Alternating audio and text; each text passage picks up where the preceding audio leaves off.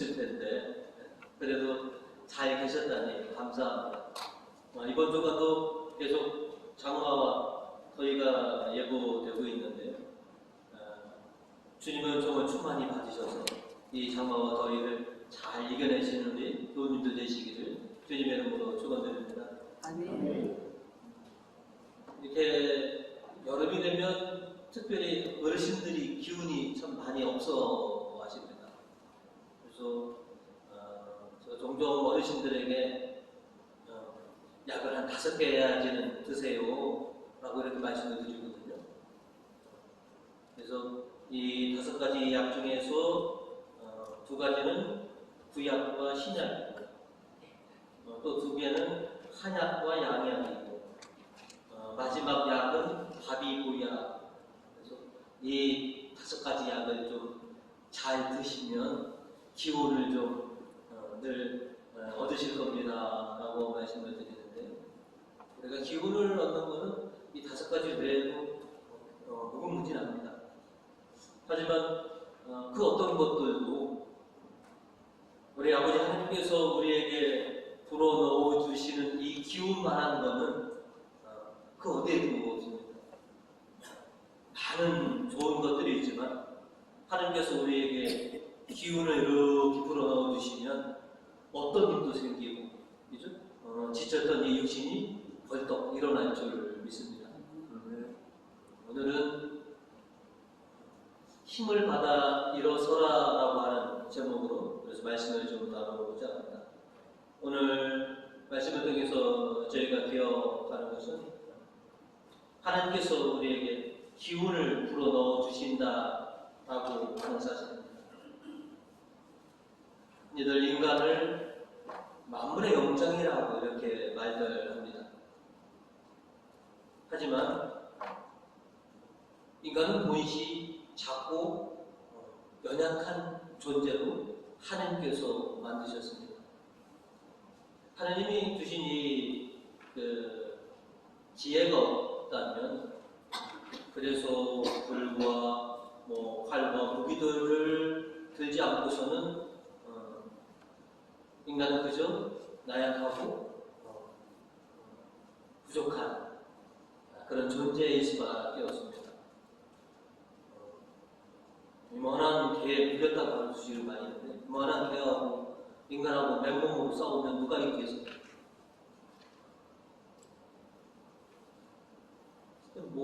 인간을 만물의 영장이라고 하지만 원래 인간은 나약하고 힘없는 존재로 하나님께서 만드셔서, 왜 그렇게 만드셨느냐 하면 당신을 의지하고 당신께 힘을 받아서 살아가는 존재로 그렇게 만드신 줄 저는 믿고 있습니다.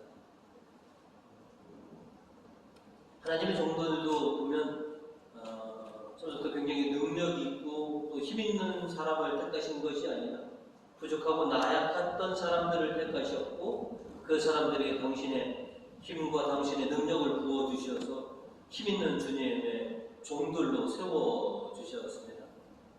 오늘 일독서로 에제키엘 예언자에게 당신은 힘없고 나약한 존재였지만 내가 너에게 힘을 불어넣어 주어서 너를 일으켜 세워서 이 땅에 예언자로 내가 삼으리라. 그래서 오늘 1절과 2절의 말씀을 다시 한번 듣게 되면, 너 사람아 일어서라, 내가 너에게 할 말이 있다. 그는 나에게 기운을 불어넣으시어 일으켜 세우시고 말씀을 들려주셨다. 너 사람아, 본시 작고 힘없는 존재야. 내가 너를 일으켜 세우리라. 내가 너에게 기운을 불어넣어 주리라 하신 것이죠. 또 예수님께서 오늘 복음에서 12제자들을 택하셔서 주식 짝지어서 세상에 보내시기 전에 당신의 능력을 제자들에게 주신 줄 믿습니다.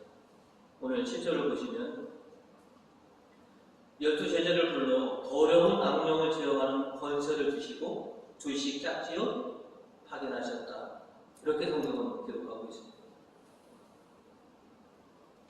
악령을 제어하는 권세, 하나님의 힘, 하나님의 능력을 제자들에게 불어넣어 주셨다라고 하는 것이죠. 하나님의 기운과 하나님의 능력은 이렇게 작고 보잘 것 없는 사람들 안에서 가장 큰 힘을 발휘하게 됩니다. 바오로 사도는 그래서 자신을 가르쳐서 또 많은 이들에게 이런 그 구절의 말씀으로 이렇게 우리에게 말씀을 전해주고 있습니다. 그러나 주님께서는 너는 이미 내 은총을 충분히 받았다. 내 권세는 약한 자 안에서 완전히 드러난다. 내 능력과 내 권세는 약한 자를 통해서 완벽하게 드러난다 라고 말입니다. 허약하시고 병약하신 분에게 약균이 빨리 도는 것처럼, 또 배고픈 사람에게 그 밥이 주는 그 효능이 빠른 것처럼 작고 연약한 사람에게서 하나님의 능력과 하나님의 힘은 더 크게 발휘한다라고 하는 것이죠. 기운이 펄펄 넘칠 때, 그죠? 여러분 보약 드시면 보약의 기운이 잘 나는 것 같습니까? 막 먹긴 먹었는데 이게 제대로 먹은 건지, 그게 보약이 맞는지. 배부른 사람에게 밥을 주었을 때, 그죠? 그 밥심은 그렇게 나타나지 않습니다. 그러나 연약한 사람에게 약을 주었을 때 그 약균이, 그 약발이 바로 나타나는 것처럼, 배고픈 자에게 그 밥심이 바로 나타나는 것처럼, 이렇게 작고 허약한 사람을 통해서 하나님의 기운과 하나님의 능력은 더 크게 발휘된다라고 하는 것을 바오로 사도는 그렇게 체험으로 말하고 있습니다. 그래서 10절로 이도서 10절로 말씀하시기를, 그것은 내가 약해졌을 때 오히려 나는 강하기 때문입니다. 내가 약했을 때 비로소 하나님의 능력이 더 크게 나타났습니다. 주님의 힘은 우리가 약했고 또 우리가 힘이 없을 때 하나님의 능력과 힘은 더 크게 드러납니다. 왜냐하면 하나님께서는 당신의 기운을 이렇게 작고 연약한 우리들에게 불어넣어 주셔서 우리를 다시 일으켜 세워주시는 분이시기 때문에 그렇습니다. 지금 우리 어르신들 여러분에 대해서 기운이 없으시다라고들, 그리고 또 많은 분들도 여러분의 기운이 없으시다라고 하는데, 하느님에게 주님, 제가 기력이 약해졌습니다. 당신께서 힘을 불어넣어 주셔서 저를 다시 문득 일어서게 해 주십시오 하고 이렇게 청해하시기 바라겠습니다. 이번 한 주간도 주님께서 여러분을 찾아오셔서 여러분에게 힘과 권세를 주셔서 힘있게 다시 일어설 수 있는 그런 우리 교인들로 만들어 주시기를 주님으로 간절히 축원드립니다. 오늘 말씀을 통해서 저희가 두 번째로 좀 생각하고자 하는 것은 믿음이라고 아마 얘기할 수도 있고요. 쉽게 이렇게 말씀드릴 수 있어요. 은총에 걸림돌이 있고 은총에는 디딤돌이 있습니다. 은총의 걸림돌과 은총의 디딤돌. 성경은 은총의 걸림돌이 있는데 그 은총의 걸림돌은 다름 아닌 교만이다 라고 우리에게 말해주고 있습니다. 여러분들이 성경을 통해서 보시면 하나님이 택하신 이스라엘, 근데 왜 그 이스라엘이 그렇게 모진 그런 역사를 가지고 있느냐? 우리도 일제 36년이라고 하는 정말로 뼈아픈 그런 아픔이 있는데, 나라를 잃은 36년이었지만 이스라엘은 나라를 한 1900년 동안 나라 없이 지냈던 그런 역사가 있습니다. 근데 왜 이렇게 하나님의 선택한 민족이 이렇게 아픈 역사를 가지고 있느냐? 그거는 다름 아닌 성경은 하나님의 택하신 민족들이, 백성들이 하나님 앞에 교만해야 하기 때문이다 라고 이렇게 우리에게 말씀을 주고 있습니다. 하나님 앞에 교만하여 하나님 앞에 완고하고 딱딱한 그런 마음으로 주님을 대하기 때문에 그렇습니다. 우리가 뭐 교만하면 어느 정도 다 알지만 일부러 사전을 찾아봤더니 이렇게 표기가 되어 있더라고요. 우쭐대고 자기를 높이는 것, 이것이 교만의 사전적 의미인 것이죠. 그거 누구 앞도 아닌 하나님 앞에 우쭐대는 사람들, 하나님 없이도 살 수 있다라고 자부하는 사람들, 내 인생은 내 거니까 내 뜻대로 할 수 있다라고 하는 바로 이것이 하나님 보시기에 교만입니다.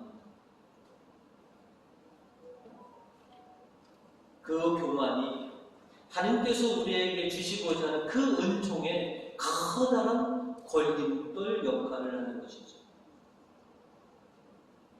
바로사도는 자신이 교만해질까봐 하나님께서는 자신에게 가시가 찌르는 그런 고통을 하나 주셨다고 이렇게 고백을 합니다. 이독서 7절로 내가 굉장한 계시를 받았다고 해서 잔뜩 교만해질까봐 하나님께서 내 몸에 가시로 찌르는 것 같은 병을 하나 주셨습니다. 그래서 언제나 하나님 앞에 겸손한 사람으로, 내가 잘났다, 내가 능력이 있다고, 내가 똑똑하다고 그렇게 교만 떨지 않고 그저 하나님 앞에 겸손한 하고 또 어린아이 같은 그런 모습으로 하나님 앞에 서는 사람이 되기를.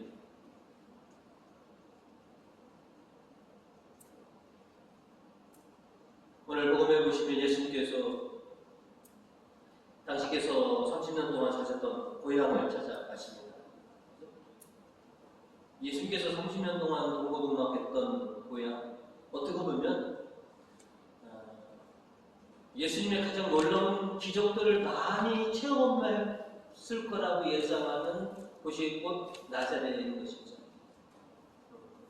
뭐 송구도 흔하십니다. 앞집은 누구네 집이고 사정은 어떻고, 뒷집은 누구네 집이고 어떤 질병, 어떤 고통을 당하고 있을 것이고, 그래서 어떻게 보면 당신의 사랑하는 고향 사람들에게 어떻게 보면 당신의 그런 능력을 통해서 은혜를 베풀려고 아마 찾아가셨는지도 모르겠습니다. 그런데 예수님의 고향 사람들은 당최 예수님을 믿으려 하지 않았다고 하는 것이죠. 우리가 똑같이 같이 뒹굴었던, 그리고 나보다 훨씬 못 살았던 목숨 예수로만 예수님을 바라보기 때문에 흔히들 갈릴레에서 뭐 선한 것이 나오겠어 라고 하는 말처럼 저 목소에게서 뭐가 나오겠어 라고 예수에게 희망을 보이지 않기 때문에 예수님께서는 당신의 고향 나자렛에서 풍성한 은혜를 베풀 수가 없었던 것이죠. 성경은 그 사실을 우리에게 이렇게 전해주고 있습니다. 3절로 보시면 좀처럼 예수를 믿으려 하지 않았다. 그리고 5절과 6절에서 보시면 예수께서는 거기서 병자 몇 사람에게만 손을 얹어 고쳐주실 뿐 다른 기적은 행하실 수 없었다. 그리고 그들에게 믿음이 없는 것을 보시고 이상하게 여기셨다. 그 누구보다도 은혜를 많이 체험할 수 있었던 사람들인데 주님에 대한 그런 믿음과 희망이 없기 때문에 능력이 있으셔도 기적을 더 이상 행하실 수가 없었다라고 성경은 우리에게 그렇게 전해주고 있습니다.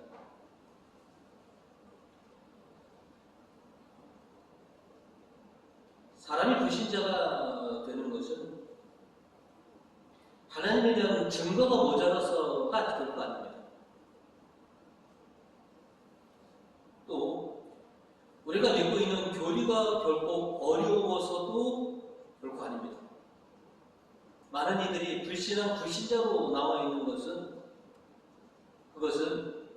그분들이 믿으려고 하는 그런 의지의 결핍 때문에 그렇습니다. 예수님을 믿으려고 하는 그런 의지와 마음, 하나님을 믿으려고 하는 이 능력의 결핍 때문에 실은 불신함과 불신에 빠지게 되는 것이지, 하나님을 증거할 수 있는 것은 세상 천지에 널려 있습니다. 교리도 우리도 보면 어느 정도 다 이해할 수 있는 것이지 않습니까? 중요한 것은 믿으려고 하는 그런 마음이 없기 때문에 불신자, 불신앙에 빠지게 되는 것이죠. 우리에게 필요한 것은 어린아이 같은 그런 마음입니다. 예수님께서 언젠가 어린아이들의 이와 같이 어린아이가 되지 않고서는 하나님 나라에 들어갈 수 없다라고 하신 것은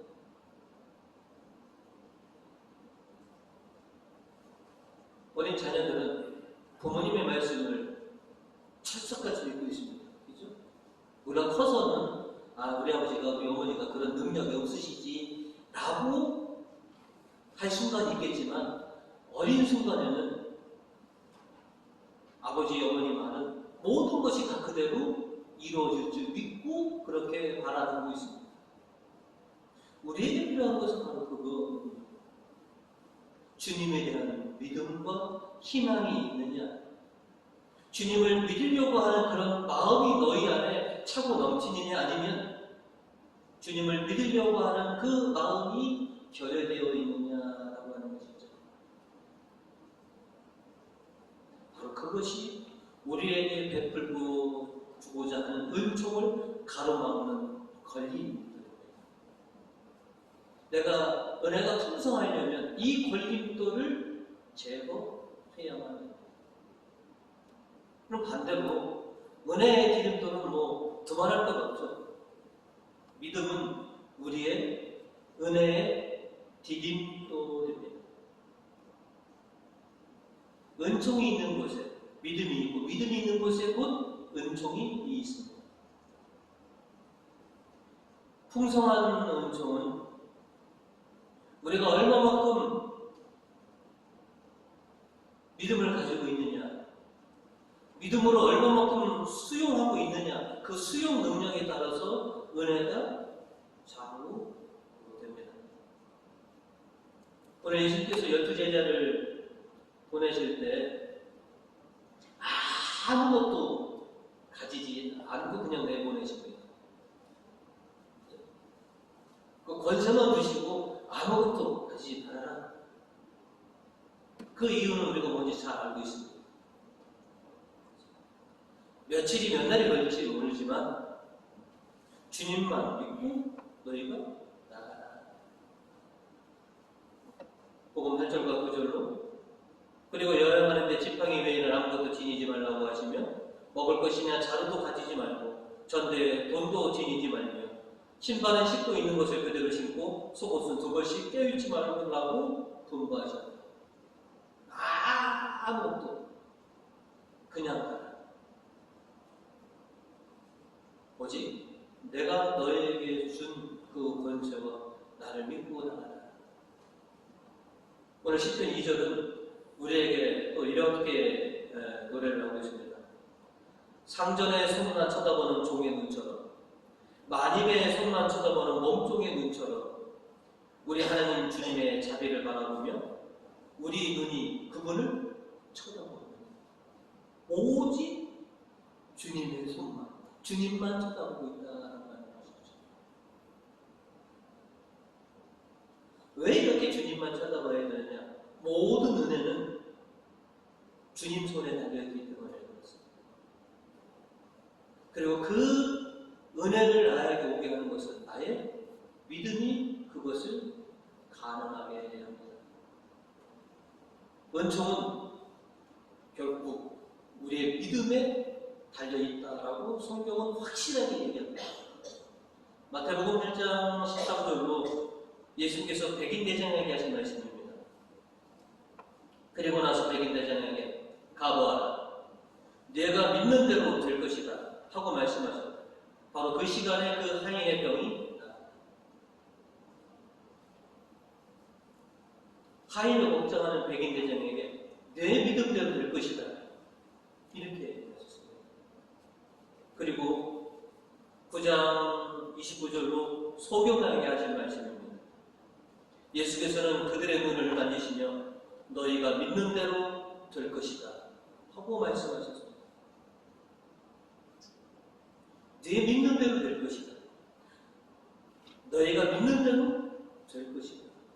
하나님의 은혜는 네 믿음대로 될 것이다 라고 하시는 것이죠. 여러분, 늘 우리가 하나님의 은혜로 풍성하게 살기를 바라시지 않습니까? 내가 하나님에 대한 믿음과 희망이 있다면 그대로 될 것입니다.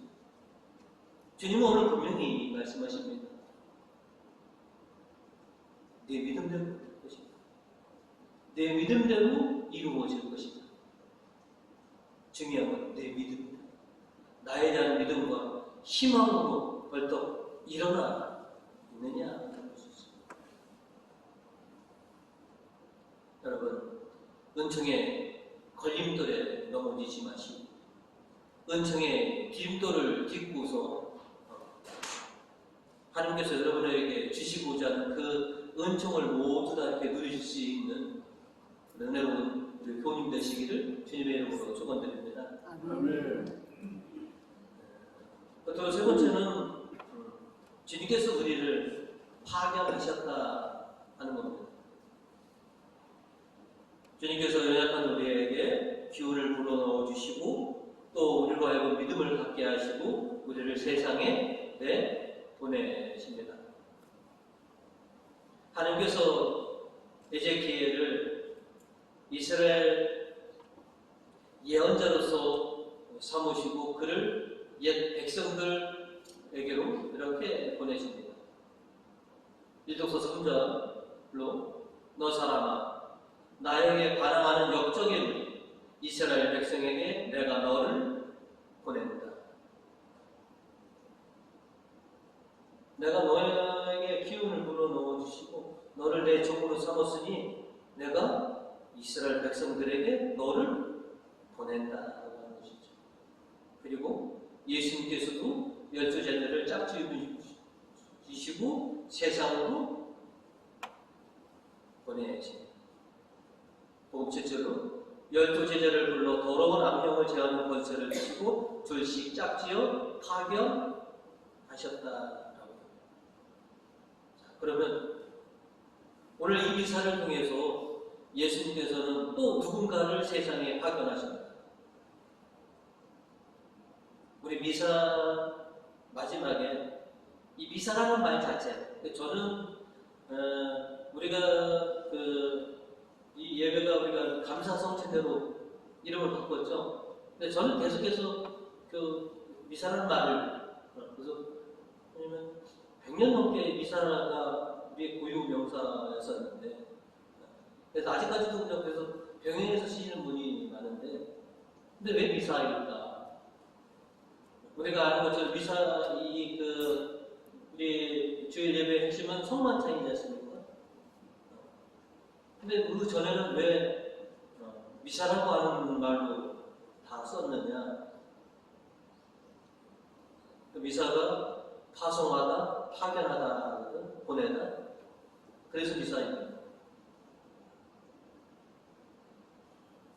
우리가 이 안에서 주님의 은혜가 충만했는데 저 현관을 딱 열고 나가면 그때도 할만하냐 하는 것이죠. 이 시간 우리가 하나님과 더불어 정말로 은혜스러웠는데 기운이 넘쳤는데 이 문을 딱 나가서 세상에서도 우리가 그렇게 하나님의 아들, 딸로서 주님의 제자로서 기력이 넘치시냐 보시죠. 저는 그렇게 이해했습니다. 여기서 너희가 은혜로운 것도 좋지만 중요한 것은 세상에 나가서 너희가 내 제자답게 그렇게 살아라. 그래서 내보내시는 것 같습니다.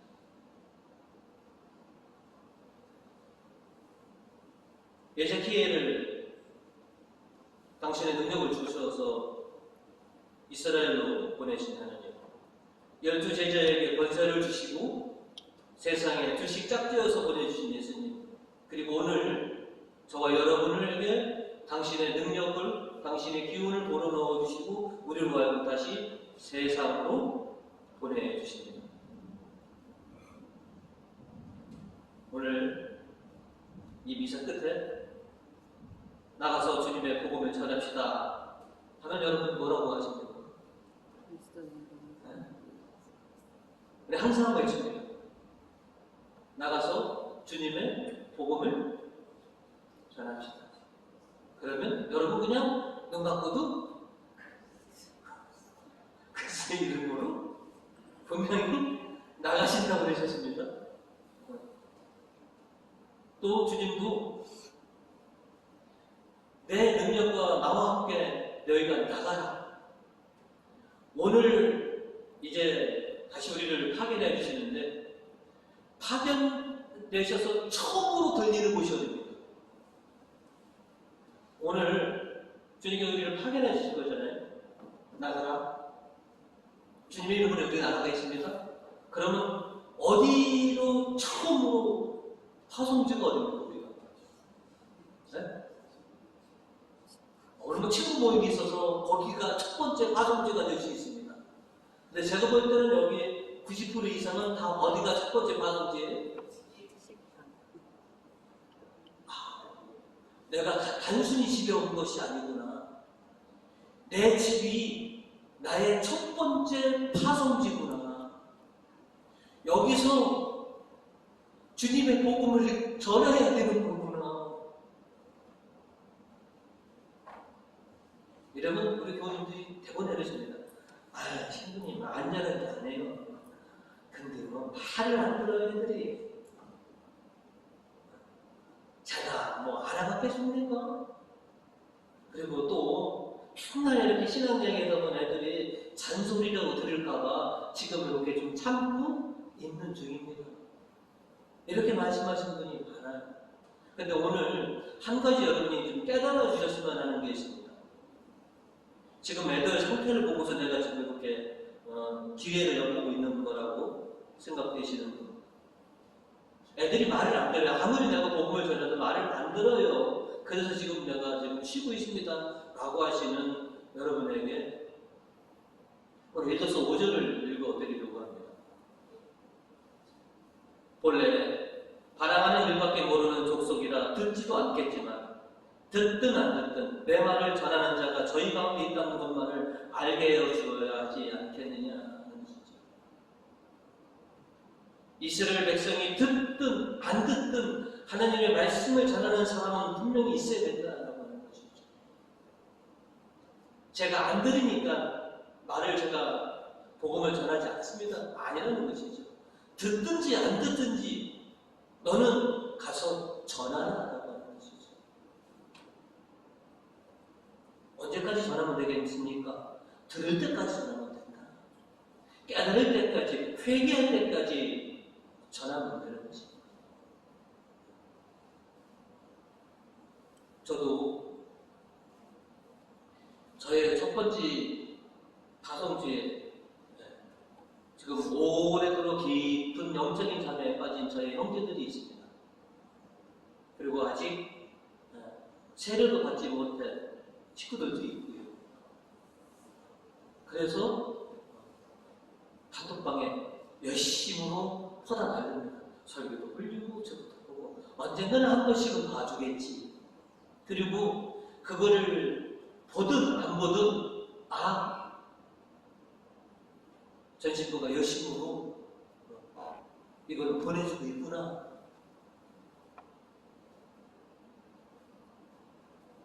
우리 집안에 한 사람 정도는 계속 내가 듣든지 안 듣든지 나를 깨워주는 사람이 하나 있구나. 그 한 사람은 있어야 된다고 저는 생각이 듭니다. 에이, 우리 식구들이 안 보니까 보면 가족은 다 나오죠. 안 보니까 안 보내버리면 어떻겠습니까? 왜 괜히 내 시간만 뺏기고. 근데 어느 순간에 마음이 동하여, 그죠? 복음을 갈급하는 순간에 있었는데 그때 내가 안 보냈어. 그럼 어떻게 되겠습니까? 그래서 보냅니다. 그분들이 보시든지 안 보시든지 보냅니다. 죽기 전에 한 번은 봐주시겠지. 그 한 번이 그분에게 회개의 기회와 은총의 기회를 줄 수 있다면 그것으로 100% 만족이 있어요. 매주 볼 것은 예상하지 않습니다. 그러나 복음을 전하는 사람은 분명히 필요하다고 하는 것이죠. 에제키엘에게 분명히 얘기합니다. 내 말을 전하면 내 백성들이 다 들을 것이다 하지 않습니다. 거진 안 들을 것이다. 마음이 완고하고 제 주장에 강한 백성이라 참 안 들 것이다. 하지만 듣든지 아니 듣든지 너는 가서 내 말을 전하라. 그게 네 사명이다라고 하는 것이죠. 여러분이 처음 가시는 파송지에 그런 심정으로 여러분이 복음을 선포하시기 바랍니다. 포기하지 마시고 들어줄 때까지, 회개하는 마음이 생길 때까지, 내가 회개해야 되구나라고 하는 것을 깨달을 때까지 외치는 이의 소리는 분명히 필요합니다. 그 역할을 하라고 오늘도 당신의 생명을 우리에게 불어넣어 주시고 굳건한 믿음으로 희망으로 그렇게 여러분을 세상에 보내실 것입니다. 담대하게 주님과 함께 여러분 각자에게 주어진 그 파송지로 가셔서 오늘 열두 사도들이 회개하라고 가르친 것처럼 여러분도 많은 분들이 회개의 은혜를 경험할 수 있도록 그렇게 선포하시는 파송자들이 되셨으면 합니다. 오늘 언젠가는 여러분의 기도와 여러분의 그 믿음이 통할 날이 있으실 겁니다. 백부장과 소평이가 되니까 네 믿음대로 될 것이다 라고 하셨습니다. 여러분 믿음대로 되실 날이 분명히 있으실 것입니다. 이런 희망을 가지시고 담대하게 세상에 나가서 그리스도의 복음을 전하시는 우리 교우님 되시기를 주님의 이름으로 축원드립니다.